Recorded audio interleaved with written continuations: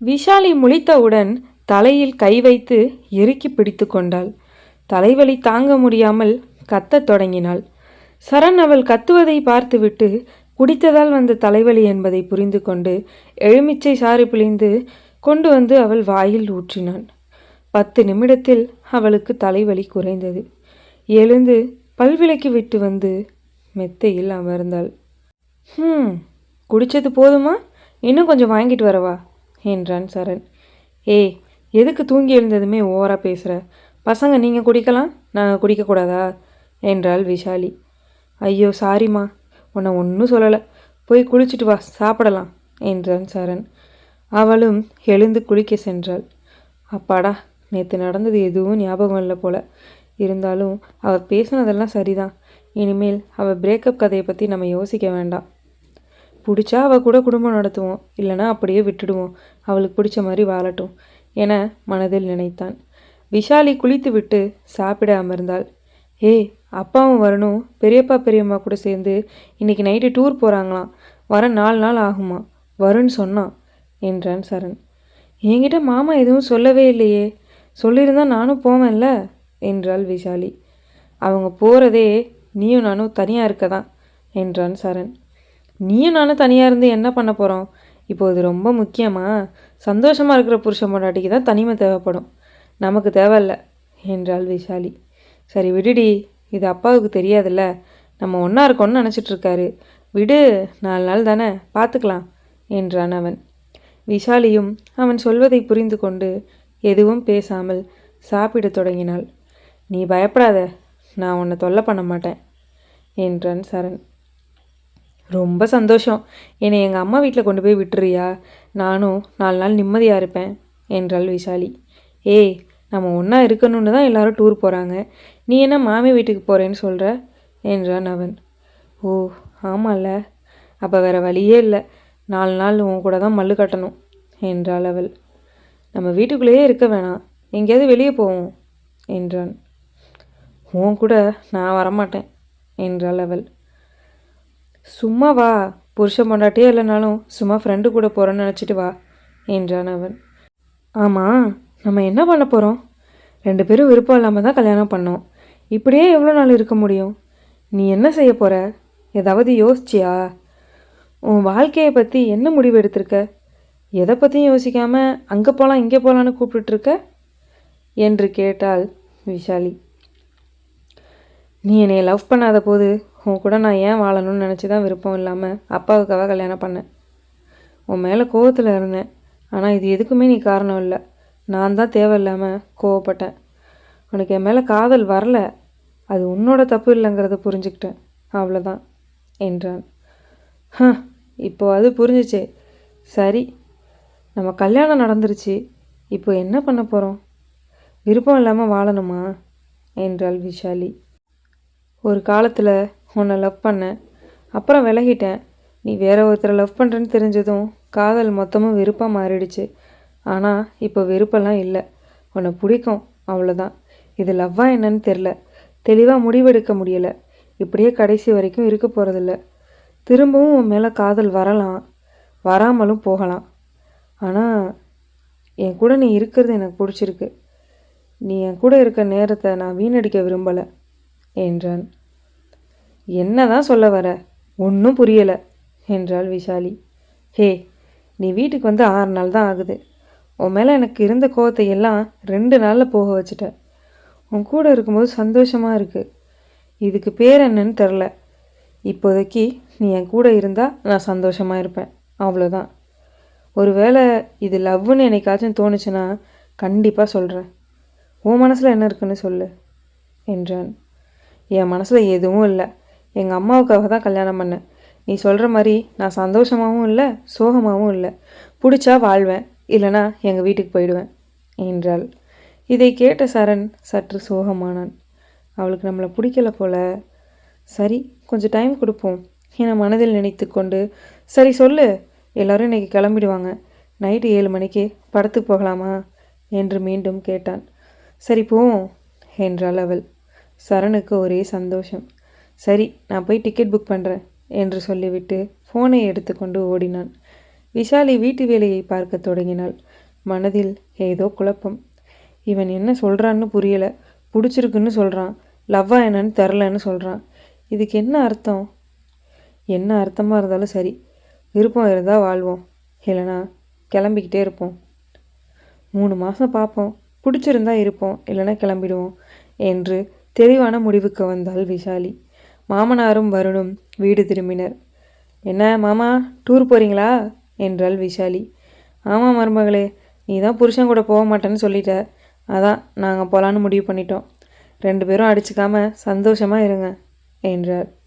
விஷாலியும் தலையை ஆட்டினாள். வருணும் மாமனாரும் முகம் கைகளை கழுவிவிட்டு 10 நிமிடத்தில் கிளம்பினர். சரி, நாங்கள் கிளம்புறோம், போய் பெரியம்மா பெரியப்பாவை அழைச்சிக்கிட்டு போகணும் என்று சரணிடமும் விஷாலியிடமும் கூறிவிட்டு இருவரும் கிளம்பினர். விஷாலியின் முகம் வாடியது. என்னடி, ஏன் சோகமாயிட்ட என்றான் சரண். இல்லை, அவங்க கிளம்புனதும் ஒரு மாதிரி இருக்குது. எப்போதும் வேலை முடிஞ்சு வந்ததும் மாமா என்கிட்ட தான் பேசிகிட்டு இருப்பாங்க. நான், மாமா, வருண் எல்லாரும் 9 மணி வரைக்கும் பேசுவோம். உனக்கே தெரியும்ல, இப்போ 2 பேரும் போனதும் ஒரு மாதிரி இருக்குது என்றாள். சரி விடு, 4 நாளில் வந்துடுவாங்க, இதுக்கு ஏன் சோகமாகற? வா, நம்மளும் படத்துக்கு கிளம்புவோம், மணி 6 ஆகுது, 7 மணிக்குள்ளே போகணும் என்றான். விஷாலியும் கிளம்பத் தொடங்கினாள். கிளம்பிக் கொண்டிருக்கும் போதே சரண் ரூம் கதவை தட்டினான். உள்ளே இருந்து கொண்டு என்ன என்றாள் விஷாலி. கிளம்பிட்டியா, மணியாகுதுடி என்று சொல்ல அவளும் கதவை திறந்து வெளியே வந்தாள். சரண் கண் சிமிட்டாமல் அவளை பார்த்தான். விஷாலி மாடர்ன் உடை அணிந்து இருந்தாள். என்ன அப்படி பார்க்குற? ட்ரெஸ் எல்லாம் மாற்ற மாட்டேன், இதுதான் எனக்கு பிடிச்சிருக்கு என்றாள். நான் எங்கடி மாற்ற சொன்னேன், அழகா இருக்கு, வா போகலாம் என்றான். இருவரும் தியேட்டருக்கு சென்றனர். படம் தொடங்கிவிட்டது. இருவரும் ஆர்வத்தோடு பார்த்து கொண்டிருந்தனர். இடையில் இன்டர்வெல் வரவே, நீ இங்கே இரு, நான் உனக்கு ஸ்நாக்ஸ் வாங்கிட்டு வரேன் என்றான் சரண். விஷாலியும் சரி என கூறிவிட்டு அமர்ந்திருந்தாள். பின்புறம் உள்ள சீட்டில் அமர்ந்திருந்த 2 ஆண்கள் விஷாலியை வம்பிழுக்க தொடங்கினர். பேர் என்ன, ஊர் என்ன, லவ் பண்ணலாமா என்றெல்லாம் கேட்கவே விஷாலிக்கு கோபம் வந்துவிட்டது. பொறுக்கி என்று திட்டினாள். இதை கேட்டு ஆவேசப்பட்டவர்கள் அவள் கையை பிடித்து வம்பிழுக்கத் தொடங்கினர். பயத்தில் கையை உதறிவிட்டு வெளியே ஓடினாள். எதிரில் பண்டங்களை வாங்கி கொண்டு வந்த சரணின் மீது விழுந்தாள் விஷாலி. மொத்த பண்டமும் கீழே கொட்டியது. அவள் ஓடி வந்ததை பார்த்து என்னாச்சு என்னாச்சு என்று பதறிப்போய் கேட்டான் சரண்.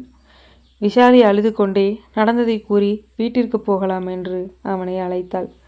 இவ்வளோ நடந்திருக்கு, எப்படி வீட்டுக்கு போகிறது, நகுரு என்று கூறிவிட்டு கையை முறுக்கி கொண்டு உள்ளே சென்றான். விஷாலியும் பதறிக்கொண்டு அவன் பின்னால் ஓடினாள். உள்ளே சென்றவன் என்ன ஏது என்று கூட கேட்கவில்லை. சரமாரியாக அடிக்கத் தொடங்கிவிட்டான். விஷாலிக்கு பயம் வந்துவிட்டது. அடிக்காதடா, வா போகலாம் என்று கத்தினாள். எதையும் காதில் வாங்காமல் அடித்து கொண்டிருந்தான் சரண். கூட்டத்தில் இருந்த ஒருவன் சரணிடம் செல்லாமல் விஷாலி பக்கத்தில் சென்று பாக்கெட்டில் வைத்திருந்த பிளேடால் விஷாலியின் கையை கிழித்துவிட்டு ஓடினான். வலி தாங்க முடியாமல் விஷாலி கத்த பக்கத்தில் இருந்தவர்கள் விஷாலியை கவனித்து கொண்டனர். சரணுக்கு இன்னும் கோபம் அதிகமானது. ஒருத்தர் விடாமல் அனைவரையும் அடித்து சாய்த்துவிட்டு விஷாலியை வந்து பார்த்தான். பக்கத்தில் இருந்தவர்கள் கட்டுப்போட்டு விடவே ரத்தம் நின்றது. விஷாலி சரணிடம் எதுவும் பேசவில்லை. சரணும் எதுவும் பேசாமல் அவளை மருத்துவமனைக்கு அழைத்து சென்றான். கையில் கட்டு போட்டுவிட்டு மருந்து மாத்திரைகளை வாங்கி கொண்டு இருவரும் வீடு வந்து சேர்ந்தனர். விஷாலி ஒரு வார்த்தை கூட சரணிடம் பேசவில்லை. கொஞ்சம் சாப்பிட்டு படு என்று தட்டில் சாப்பாடு போட்டு கொண்டு வந்து கொடுத்தான் அவன். இப்படி சோறு போட்டு கொஞ்சம் கொஞ்சமாக கொள்றதுக்கு மொத்தமாக என்னைய கொன்னுடு என்றாள் அவள். ஏய், என் மேலே என்னடி தப்பு? நான் அவங்கள அடிக்காமல் விட்டா இன்னைக்கு உனக்கு நடந்தது நாளைக்கு இன்னொரு பொண்ணுக்கு நடக்கும். என்ன நடந்தாலும் வேடிக்கை பார்க்க சொல்கிறியா என்றான். வேடிக்கை பார்க்க சொல்லலை, என்ன நடந்துச்சுன்னு வாயால் கேட்க வேண்டியதானே, எதுக்கு அடித்த என்றாள் அவள். ஏய், என்ன நடந்துச்சுன்னு எனக்கு தெரியும், அப்புறம் எதுக்கு அவனுங்கக்கிட்ட பேச்சுவார்த்தை நடத்தணும்? அதான் அடித்தேன். இந்த மாதிரி ஆளுங்களை சும்மா விடக்கூடாது, இப்படி தான் பண்ணணும் என்றான். நீ பண்ணதுனால பாதிக்கப்பட்டது நான் தான், எப்படி அடிபட்டிருக்கு பாரு என்றாள். சாரிடி, அவனுங்க கையை கிழிச்சு விடுவானுங்கன்னு நான் கொஞ்சம் கூட எதிர்பார்க்கல, மன்னிச்சிரு என்றான். தயவு செஞ்சு என்கிட்ட பேசாத ப்ளீஸ். நீ பண்ணுற எதுவும் எனக்கு பிடிக்கல. என் மூஞ்சிலேயே முழிக்காத, போயிடு என்றாள். ஏன்டி இப்படி புரிஞ்சுக்காம பேசுகிற? நான் என்ன வேணும்னேவா பண்ணேன் என்றான் சரண். விஷாலியும் அவன் பேசுவதை கேட்காமல் வெளியே போ என்றாள். ஏய், என்னடி உனக்கு பிரச்சனை? என்ன பேசுகிறேன்னு காதில் வாங்க மாட்டியா? நீ பேசுகிறது தான் சரின்னு நினைக்காத. சும்மா சொன்னதையே சொல்லிகிட்டு இருக்க. என்ன இப்போது? உன்னோட கை அடிபட்டுருச்சு, அதுதான் முக்கியமா? உனக்காக தானே சண்டை போட்டேன். கொஞ்சம் கூட புரிஞ்சுக்காம கத்துற என்று கோவமாக பேசிவிட்டு தலையணையை எடுத்துக்கொண்டு ஹாலுக்கு சென்றான். எதுவும் பேசாமல் லைட்டை அணைத்துவிட்டு படுத்தான். சரண் கோவமாக பேசியவுடன் விஷாலிக்கு கண்கள் கலங்கிவிட்டது. அழுது கொண்டே மெத்தையில் படுத்து கொண்டாள். காலையில் வீட்டு வேலை செய்ய வரும் அம்மா ஹாலில் படுத்திருந்த சரணை எழுப்பினார். வேகமாக எழுந்த சரண், சொல்லுங்கம்மா, என்ன வேணும் என்றான். ஏன்ப்பா தனியாக படுத்திருக்க? பாப்பா ஊருக்கு போயிடுச்சா என்று கேட்க சரணுக்கு என்ன சொல்வதென்று தெரியாமல் நேற்று நடந்ததை கூறி அவள் கையில் அடிபட்டிருக்கிறதுனால இங்கே படுத்துட்டேன் என்றான். சரிப்பா, இன்னைக்கு சீக்கிரமே வந்துட்டேன். காலை சாப்பாடு, மதிய சாப்பாடு எல்லாம் செஞ்சு வச்சுட்டேன். சின்ன சின்ன வேலை தான் இருக்குது. பாப்பாவை வேலை செய்ய விடாத, முடிஞ்சா நீயே பண்ணு என்று சொல்லிவிட்டு அந்த அம்மா கிளம்பினார். அதற்கு பின் சரணுக்கு தூக்கம் வரவில்லை. சின்ன சின்ன வீட்டு வேலைகளை பார்க்க தொடங்கினான். வேலையை முடித்துவிட்டு டீ போட்டு ஃப்ளாஸ்கில் ஊற்றி விஷாலிக்கு வைத்துவிட்டு அவனும் டீயை குடித்தான். விஷாலியும் தூங்கி எழுந்து பல் விளக்கி விட்டு மெல்லமாக நடந்து ஹாலுக்கு வந்தாள். சரண் ஃப்ளாஸ்கில் இருந்த டீயை ஊற்றி விஷாலிக்கு கொடுத்தான். நீ போட்ட டீ எனக்கு தேவையில்ல என்றாள் அவள். நான் போடலை, வேலைக்கு வர அம்மா தான் போட்டு வச்சாங்க என்று சமாளித்தான் சரண். அதை நம்பி விஷாலியும் வாங்கி குடித்தாள். டாக்டர் கையில் தண்ணி படக்கூடாதுன்னு சொல்லியிருக்காங்க, அதனால் 2 நாளைக்கு கொஞ்சம் குளிக்காமல் இரு என்றான். அடிபட்டது என்னோட கை, நான் குளிப்பேன், குளிக்காமல் இருப்பேன், உனக்கு என்ன? என்னோட இஷ்டம் என்றாள். இது மாதிரி தான் பேசாதன்னு சொல்கிறேன். உன்னோட நல்லதுக்கு தான் சொல்கிறேன். எதுக்கு இப்படி எடுத்தறிஞ்சு பேசுகிற? ஒரு விஷயம் சொன்னால் கேளு என்றான். எனக்கு நல்லது சொல்ல நீ யாரு? நீ எதுக்கு சொல்கிற? நீ சொன்னால் நான் கேட்கணுமா என்று விஷாலி பேசி கொண்டிருக்கும்போதே பளீரென அவள் கன்னத்தில் அறைந்தான் சரண். வலியில் கன்னத்தை பிடித்தபடி அழுது கொண்டே நின்றாள் விஷாலி. அடிப்பட்ட கையில் தண்ணி படக்கூடாது, குளிக்காதன்னு சொல்கிறேன். அதை சொல்ல நீ யாருன்னு கேட்குற? பைத்தியமாடி நீ? எதுக்கு காலையில் எந்திரிச்சதுமே இப்படி லூஸ் மாதிரி பேசுகிற? அடிப்பட்டது உன்னோட கை தானே, டாக்டர் சொன்னால் கேட்டு தானே ஆகணும். மறந்துட்டு குளிச்சிரியோன்னு ஞாபகப்படுத்தினா பைத்தியக்காரி மாதிரி கத்துற. உனக்கு இப்படி அடித்து சொன்னாதான் புரியுமா என்றான் சரண். விஷாலிக்கு கண்களில் கண்ணீர் கொட்டியது. சரண் அடித்த அடியில் பயத்தில் உறைந்து போய் நின்றாள். பதில் சொல்லுடி என்று அவன் கேட்க எதுவும் பேசாமல் ரூமுக்குள் சென்று கதவை பூட்டி கொண்டாள்.